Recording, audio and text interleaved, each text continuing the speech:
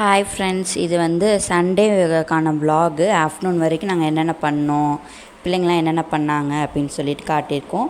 காலைல எழுந்திரிச்சோன்னே பிள்ளைங்களுக்கு பால் கொடுத்துட்டு பெட்டெல்லாம் நான் வந்து நீட் பண்ணிட்டேன். இன்றைக்கி வந்து கடை லீவு தான், அத்தை வெளியில் தான் இருக்காங்க. தம்பியை கொஞ்சம் தூங்குறாங்க, காலைல பால் குடிச்சிட்டு கொஞ்சம் நேரம் தூங்குவாங்க. அதுக்குள்ளே நான் பெட்டெல்லாம் நீட் பண்ணிவிட்டு நான் ஃப்ரெஷ் ஆகிட்டு நான் வெளியில் போவேன். நைட்டு தூங்குறதுக்குள்ளே ரூம் ஒரு வெளியே ஆக்கிடுவாங்க. அதுக்கப்புறம் திருப்பி காலையில் எழுந்துச்சி பால் கொடுத்ததுக்கப்புறமும் கொஞ்சம் நேரம் விளாண்டுட்டு தான் தூங்குவாங்க. இன்னும் எல்லாத்தையுமே நான் எடுத்து வச்சுட்டு வெளியில் போகணும். நான் நைட்டே வந்து இவங்களுக்கு காலையில் வெள்ளன பால் ஆற்றணுங்கிறதுக்காண்டி நைட்டே வந்து எல்லாமே எடுத்து ரெடி பண்ணி வச்சுருவேன்.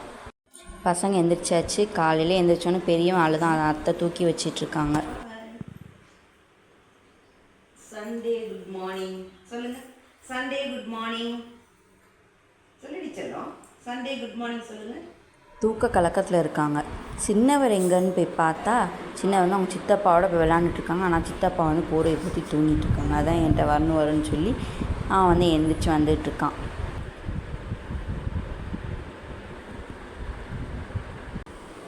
காலையில் இன்றைக்கின்னு பார்த்து என்னென்னு தெரியல, காலையிலே 2 பேரும் வந்து எங்கள் 2 பேரையும் விட்டு இறங்கவே இல்லை. பெரியவன் அத்தைட்டையும் சின்னவர் வந்து என்கிட்டையும் உட்காந்துக்கிட்டு கீழே இறங்க மாட்டேன்னு ஒரே அடம். நாங்களாம் ஞாயிற்றுக்கிழமை தான் உட்காந்துருக்கோம். ஏன்னா எங்கள் மெஸ்ஸு இன்னைக்கு லீவு, அதனால நாங்கள் ஜாலியாக எங்கள் பேரனோட உட்காந்தாச்சு. அவங்க தாத்தா வந்தாங்களா, அதனால் சின்னவங்க அவங்க தாத்தாவை தேடி கூட்டிகிட்டு வந்துட்டு சண்டே அவங்க பேரனும் அவங்களும் கறி எடுத்து போகிறாங்க. டாட்டா சொல்லிடு. கறி எடுத்துட்டு வரீங்களா? கறி எடுத்துட்டு வாங்க தாத்தா. போய் மட்டன் வாங்கிட்டு தாத்தாவும் நீங்களும் வரீங்களா? பைக்கில் போய் உடனே வெளியில் போகிறோம்னா உடனே வைக்க வந்துடும். வெளியில் போகணுமா? ஓகே, கிளம்புங்க கிளம்புங்க கிளம்புங்க. காலை டிஃபன் வந்து ரெடி ஆகிட்டுருக்கு. இட்லி தான் ஊற்றணும் சிம்பிளாக. என் தம்பிங்களுக்கும் இட்லி தான் ஊட்டணும், அதனால் சேர்த்து எல்லாருக்கும் இட்லியே ஊற்றியாச்சு. இவங்க 2 பேரும் எப்படியோ சமாதானப்படுத்தி விளையாட விட்டாச்சு. நாங்கள் வந்து டிஃபன்லாம் ரெடி பண்ணிகிட்ருக்கோம், அவங்க வந்து விளாண்டுட்ருக்காங்க. இப்போ அந்த வீடெலாம் இப்படி இருக்குதுன்னு யோசிக்காதீங்க. இன்னும் வீடு இன்னும் காலைல இருந்துச்சு க்ளீன் பண்ணலையா. காலைல இருந்துச்சு நாங்கள் அழுதுட்டு இருந்தாங்களா. நானே இப்போ தான் டீயே குடிக்கிறேன். மணி வந்து இப்போ 9 மணி ஆகிட்டு நான் உங்களுக்கு காட்டும் போது. அப்போ தான் நானே டீயே குடிக்கிறேன். சுத்தமா பாய் சுத்த மாட்டி, பாய் சுற்றி வச்சுருவோம் மாட்டி. என்னடி தங்க மறுபடியும் படுக்கணுமா? இப்போ தானே எந்திரிச்ச. பாய் எடுத்து வச்சுருவோம், ஓகேவா? பாய் விரிச்சு இருக்கக்கூடாதுல, எடுத்து வச்சுருவோம். தம்பிங்களுக்கு தான் வெங்காயம் எடுத்து வச்சுருக்கேன். அவங்களுக்கு தான் இனிமேல் தான் ரெடி பண்ணணும் சட்னி எல்லாமே. கடகடன்னு டிஃபன்லாம் ரெடி பண்ணியாச்சு.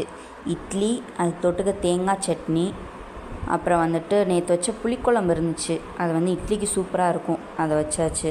நைட்டு வச்ச முட்டை கிரேவி எல்லாத்தையும் வச்சு காலை டிஃபன் முடித்தாச்சு. தம்பிங்களுக்கும் இந்த வதக்க சட்னி தான் வச்சுருந்தேன், அதையும் வச்சு அவங்களுக்கு ஊட்டி முடித்தாச்சு. காலை வேலை முடிந்து விட்டது. கறி வாங்கிட்டு வந்தாச்சு வீட்டில். இப்போ கறியை கழுவிடு.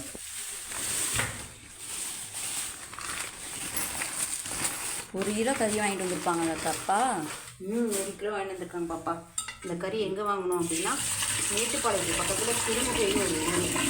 அவங்க வந்து இந்த கிராமத்துலேருந்து இந்த ஆடுகளெல்லாம் கொண்டு வந்து வெட்டி விற்பாங்க. அதனால அங்கே தான் இந்த கறியை நேச்சராக வாங்கியிருக்கோம்.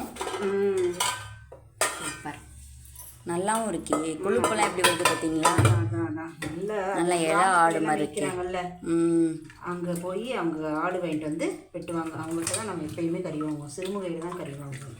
இலை ஆட்டாக இருக்கு, நல்லா இருக்கும். கறி பாருங்கள் எப்படி சூப்பர் ரெட் கலரில் இருக்குது பார்த்தீங்களா? இந்த மாதிரி வாங்கணும். ரெட் கலரில் தான் கறி வாங்கணும்.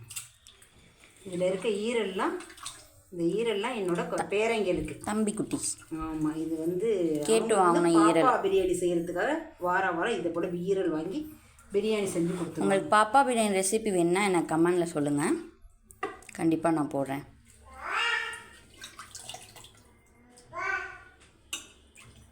சத்தம் கேட்குதா? இது என் பெரிய பையன்தான் இந்த சத்தத்தை பற்றி. இவ்வளோ நேரம் நாங்கள் தூங்க வச்சோம், தூங்க மாட்டேன்னு அடம் பிடிச்சி இந்த பாப்பான்னு கத்திக்கிட்டே கிடக்கும். இப்போ வந்து அவங்க வந்து பாப்பான்லாம் பேச ஆரம்பிச்சிட்டாங்க, தாத்தா கூப்பிட்றாங்க, கொஞ்சம் கொஞ்சம் வார்த்தையாக பேச ஆரம்பிக்கிறாங்க. அப்போ தான்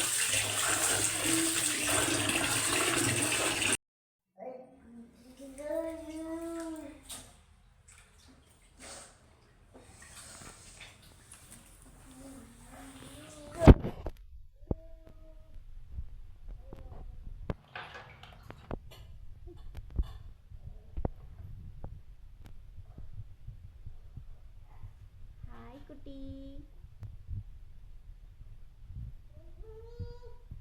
ஹாய் சொல்லு. ஹாய். இது வந்து குழம்புக்கு அத்தை அலசி வச்சுருக்காங்க தனியாக. இது வந்து தம்பி குட்டிக்கு பாப்பா பிரியாணி போடுறதுக்கு ஈரெல்லாம் எடுத்து வச்சுருக்காங்க. ஒரு மட்டன் பீஸ் போடுறோம். மட்டன் பீஸ்லாம் நாங்கள் இப்போ கொடுக்குறது கிடையாது. இது வந்து சும்மா அந்த டேஸ்ட்டுக்காண்டி, அந்த ஃப்ளேவர் வரும்ல அதுக்காண்டி. வெங்காயம்லாம் உரிக்க ஆரம்பித்தாச்சு. நானும் அத்தையும் ரெடி பண்ண ஆரம்பிச்சிக்கிறோம். இவன் வந்து பின்னாடியே வந்துட்டுருக்கான். அத்தை வந்து நாங்கள் சிப்ஸ் எடுத்துகிட்டு வந்து சாப்பிட்டுட்ருக்கோமா, வீட்டில் பண்ண சிப்ஸு.